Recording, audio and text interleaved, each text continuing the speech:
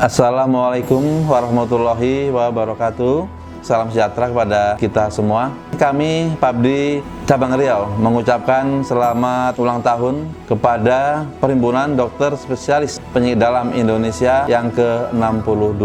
Mudah-mudahan PABDI dapat memberikan kontribusinya yang terbaik dalam bidang kesehatan terhadap masyarakat, bangsa, maupun negara dalam rangka memperingati World Antibiotic Awareness Week tanggal 18 sampai 24 November 2019.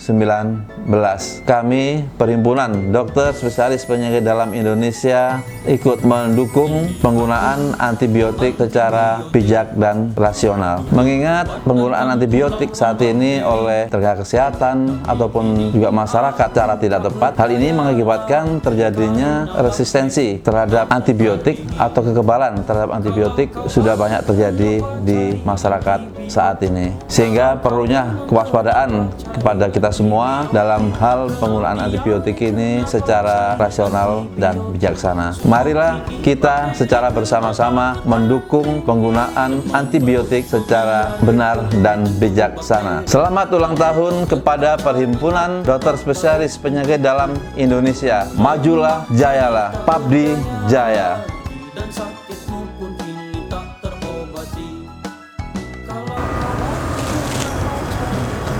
Saat seseorang minum antibiotik, bakteri di dalam tubuhnya akan mengalami yang namanya selective freezing.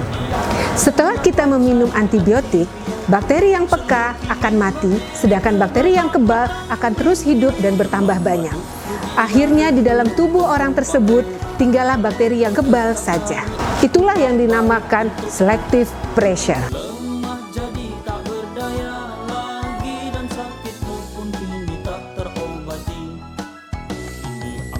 Bakteri yang kebal tersebut dapat menyebar dan meluas, berpindah dari orang yang satu ke orang yang lain, dan juga dapat berpindah dari hewan ke manusia.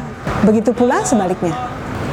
Di laboratorium, kami seringkali menjumpai hasil pemeriksaan bakteri yang sudah kebal dengan beberapa golongan antibiotik, bahkan dengan semua antibiotik. Seperti pada pasien ini, pasien sesudah menjalani operasi payudara karena kanker, kemudian timbul infeksi pada luka operasi, timbul nanah yang banyak, kemudian dilakukan pemeriksaan bakteri di laboratorium.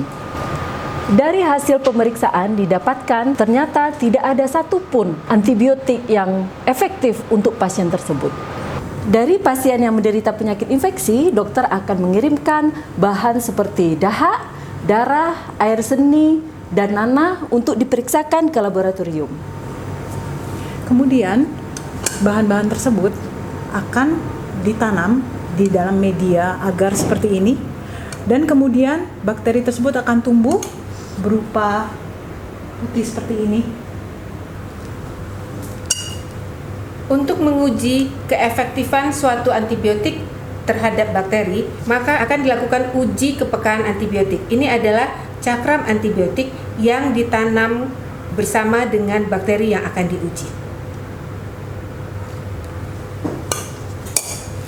Jika antibiotiknya efektif membunuh bakteri, maka akan didapatkan daerah bening tanpa pertumbuhan bakteri di sekitar cakram antibiotik.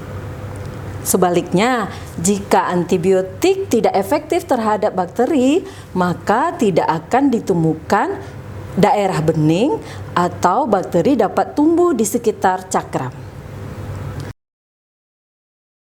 Oleh karena itu, untuk mencegah terjadinya bakteri yang kebal terhadap antibiotik, gunakanlah antibiotik secara bijak.